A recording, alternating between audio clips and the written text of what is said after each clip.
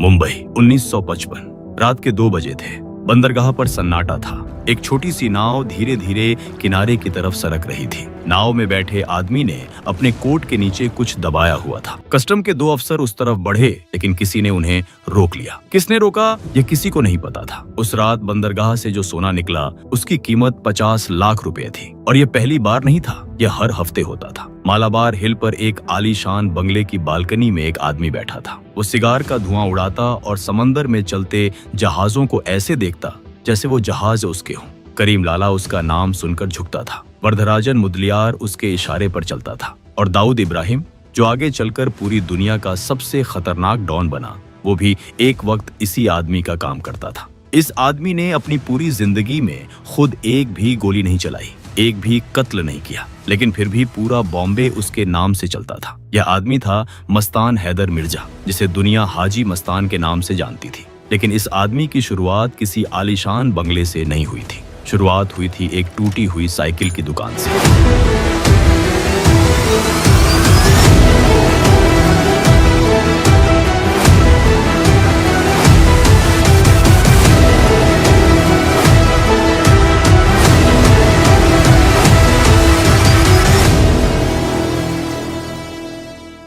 एक मार्च 1926 को तमिलनाडु के कडलोर के पास एक छोटे से गांव में मस्तान हैदर मिर्जा का जन्म हुआ। परिवार इतना गरीब था कि खेती से पूरे घर का खर्च निकालना मुश्किल था। कई बार घर में खाने के लिए भी पैसे नहीं होते थे। 1934 में जब मस्तान सिर्फ 8 साल का था, उसके पिता उसे लेकर बॉम्बे आ गए। यहाँ भी हालात बेहतर नहीं थे। पिता ने क्रॉफर्ड मार्केट में एक छोटी साइकिल रिपेयरिंग की दुकान खोली। मस्तान भी वहीं हाथ बटाने लगा। दुकान के पास से रोज महंगी गाड़ियां गुजरती थीं। मस्तान उन्हें देखता रहता था और सोचता था कि एक दिन उसके पास भी यह सब होगा। लेकिन देखते देखते 10 साल बीत गए। साइकिल की दुकान वही रही, जिंदगी वही रही। और फिर एक दोस्त ने उसे बंदरगाह पर कुली का काम करने का सुझाव दिया। मस्तान मान गया। बॉम्बे के डॉक्स पर वो रोज सामान उतारने और चढ़ाने का काम करने लगा। यहाँ पैसा थोड़ा ज्यादा था, लेकिन खतरा भी कहीं ज्यादा था। उन दिनों डॉक्स पर शेर खान पठान नाम का एक गुंडा राज करता था। वो कुलियों से जबरदस्ती हफ्ता वसूलता था।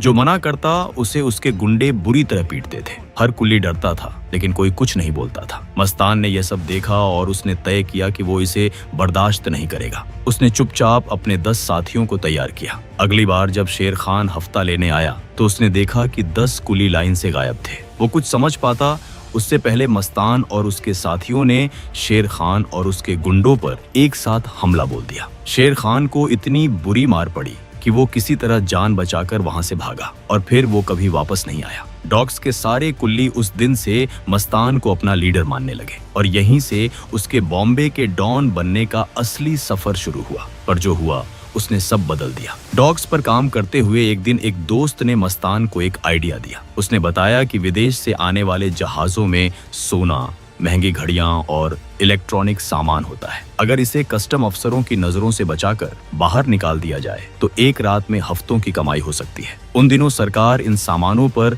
भारी टैक्स वसूलती थी, इसलिए तस्करी का धंधा पहले से चल रहा था। बस एक भरोसेमंद आदमी की जरूरत थी जो सामान को बंदरगाह से सुरक्षित बाहर निकाल सके। मस्तान ने यह काम शुरू किया। वो ऐसे लोगों से जुड़ने लगा जो हज पर सऊदी अरब जाते थे और वापस आते वक्त सोने के बिस्किट और इलेक्ट्रॉनिक सामान लाते थे। मस्तान उनका सामान पोर्ट से निकालकर उन तक पहुंचाता था और बदले में अच्छी कमाई होती थी। इसी दौरान पोर्ट पर उसकी मुलाकात शेख मोहम्मद अल गालिब से हुई। शेख सऊदी अरब का एक बड़ा गोल्ड स्मगलर था। वो अरब देशों से सोना सस्ते दाम में खरीदकर भारत में महंगे दाम में बेचता था। उसे एक ऐसे आदमी की तलाश थी जो कस्टम की नजरें बचाकर माल को बॉम्बे की गलियों तक पहुंचा सके। मस्तान ने यह काम लिया और पहली ही बार में कामयाब रहा। शेख का भरोसा मस्तान पर बढ़ गया और उसने हर सफल डिलीवरी पर 10% हिस्सा देना शुरू कर दिया। दोनों मिलकर पैसा बनाने लगे। लेकिन एक रात पुलिस ने पोर्ट पर छापा मारा। शेख पकड़ा गया और उसे 3 साल की सजा हुई। मस्तान शेख का सोना लेकर वहां से फरार हो गया। 3 साल बाद जब शेख जेल से बाहर आया, उसके पास कुछ नहीं था। वो मस्तान से मिलने गया। उसे उम्मीद नहीं थी कि मस्तान सोना वापस करेगा। 3 साल लंबा वक्त होता है, लेकिन मस्तान ने वो पूरा सोना 3 साल तक सुरक्षित रखा था और उसने जस का तस वापस कर दिया। शेख हैरान रह गया। उसने पूछा, तुमने ये बेचकर पैसे क्यों नहीं बनाए? मस्तान ने जवाब दिया, मेरे पिता ने सिखाया था, ईमान सबसे बड़ी दौलत है। शेख ने उसी वक्त उस बॉक्स का आधा सोना मस्तान को दे दिया और उसे अपने बिजनेस का 50% हिस्सेदार बना लिया। यहीं से हाजी मस्तान के असली साम्राज्य की नींव पड़ी। 1956 में मस्तान की मुलाकात दमन के डॉन सुकुर नारायण बखिया से हुई। बखिया अपने भाई राज नारायण के साथ मिलकर मुंबई से लेकर दमन तक तस्करी की दुनिया का बेताज बादशाह था। मस्तान ने बखिया बंधुओं से दोस्ती कर ली और उनके नेटवर्क से जुड़ गया। सिस्टम कुछ ऐसा था कि दुबई से आने वाला तस्करी का सामान दमन में उतरता था, जबकि अदन से आने वाला सामान बॉम्बे के पोर्ट पर उतारा जाता था। सामान बखिया का होता था, लेकिन निगरानी का जिम्मा मस्तान के हाथ में था। कुछ समय बाद राज नारायण बखिया की मौत हो गई। अकेले पड़ चुके सुकुर नारायण के लिए इतना बड़ा नेटवर्क संभालना मुश्किल हो गया। उसने मस्तान को अपना बराबर का पार्टनर बना लिया। बॉम्बे पोर्ट पूरी तरह मस्तान के हवाले हो गया। अब बॉम्बे में मस्तान के अलावा 2 और नाम थे जिनका सिक्का चलता था। एक था वर्धराजन मुदलियार, जिसे लोग वर्धा भाई कहते थे। दूसरा था करीम लाला, पठानों का सरदार। मस्तान जानता था कि इन दोनों से लड़कर कुछ नहीं मिलेगा। उसने एक अलग रास्ता चुना। सच्चाई इससे भी ज्यादा खतरनाक थी। एक बार वर्धराजन को पुलिस ने कस्टम डॉक इलाके से एंटीना चुराने के आरोप में गिरफ्तार कर लिया था। पुलिस ने उसे कस्टडी में लेकर खूब धमकाया, लेकिन उसने चोरी के माल की जगह नहीं बताई। तभी वहां एक आदमी अपनी उंगलियों में 555 की सिगरेट दबाए हुए पहुंचा। उसे देखते ही पुलिसकर्मी पीछे हट गए। वो आदमी सीधे वर्धराजन के पास गया और उसके कान में धीमे से तमिल में कहा, वक्कम थलाइवार, यानी हेलो चीफ। वो आदमी था हाजी मस्तान। मस्तान ने वर्धराजन से कहा, एंटीना पुलिस को वापस कर दो। मैं वादा करता हूँ तुम इससे कहीं ज्यादा पैसे कमाओगे। वर्धराजन ने पूछा, कैसे? मस्तान ने जवाब दिया, मेरे सोने के धंधे में पार्टनर बन जाओ। मुझे तुम्हारी मसल पावर चाहिए ताकि मेरे काम में कोई अड़ंगा डालने की हिम्मत न कर पाए। यहीं से एक नई अंडरवर्ल्ड फ्रेंडशिप की शुरुआत हुई। इसके बाद मस्तान ने वर्धराजन की दोस्ती करीम लाला से करवाई। तीनों ने मिलकर बॉम्बे के इलाके आपस में बांट लिए। साउथ और वेस्ट बॉम्बे में मस्तान का कंट्रोल रहा। सेंट्रल बॉम्बे में वर्धराजन और करीम लाला ने अपना दबदबा बनाया। तीनों के इस गठजोड़ को कोई हिला नहीं सका। मस्तान विदेश से सोना स्मगल करके भारत मंगवाता था और भारत से चांदी विदेश भेजता था। उसकी चांदी अपनी शुद्धता के लिए इतनी मशहूर हुई कि उसका नाम ही मस्तान की चांदी पड़ गया। 1960 के दशक तक हाजी मस्तान बॉम्बे का सबसे ताकतवर और सबसे अमीर डॉन बन चुका था। उसके बंगले के बाहर हर रोज जरूरतमंद लोगों की भीड़ लगती थी। वो उनकी बात सुनता था और पैसे देकर उनकी मदद करता था। लोग कहते थे, हाजी मस्तान गुंडा है लेकिन शरीफ है। उसकी दिलीप कुमार, अमिताभ बच्चन, राज कपूर, धर्मेंद्र और फिरोज खान जैसे बड़े बड़े एक्टरों से दोस्ती थी। बॉलीवुड में उसकी पहुंच इतनी गहरी थी कि बाद में जब सलीम जावेद ने 1975 में दीवार फिल्म की स्क्रिप्ट लिखी तो अमिताभ बच्चन का विजय का किरदार काफी हद तक हाजी मस्तान की पर्सनैलिटी से इंस्पायर्ड था। खुद अमिताभ बच्चन कई बार मस्तान के बंगले पर जाते थे। वो उसकी चाल ढाल, बातचीत का तरीका और पर्सनैलिटी को गहराई से नोटिस करते थे। फिल्म में वो पूरा किरदार मस्तान को देखकर तैयार किया गया था। लेकिन मस्तान की जिंदगी सिर्फ पैसे और ताकत तक नहीं थी। एक दिन जब वो बॉलीवुड की सबसे खूबसूरत अदाकारा मधुबाला से मिला तो पहली नजर में ही दिल हार बैठा। उसने कई दिनों तक अपनी फीलिंग्स दिल में छुपाए रखी। फिर किसी भरोसेमंद के जरिए उसने मधुबाला तक अपनी मोहब्बत का पैगाम भिजवाया। लेकिन मधुबाला के दिल में हाजी मस्तान के लिए वैसा कुछ नहीं था। दोनों के बीच रिश्ता नहीं बन पाया। जब यह ख्वाब पूरा नहीं हुआ तो मस्तान ने मधुबाला की हमशक्ल वीणा शर्मा उर्फ सोना से शादी कर ली। सोना की शक्ल काफी हद तक मधुबाला से मिलती थी और वो एक स्ट्रगलिंग एक्ट्रेस थी। शादी के बाद मस्तान ने सोना के फिल्मी करियर को चमकाने के लिए जमकर पैसा लगाया। लेकिन लाख कोशिशों के बाद भी सोना की फिल्में बॉक्स ऑफिस पर नहीं चली। अंडरवर्ल्ड में जो आदमी कभी नहीं हारा वो इश्क में हार गया था। उन दिनों मस्तान का नेटवर्क इतना तगड़ा था कि पुलिस और कस्टम अफसरों पर भी उसकी पकड़ थी। वो समय समय पर अफसरों को महंगे तोहफे देता था जिससे वो उसके काम में दखल नहीं देते थे।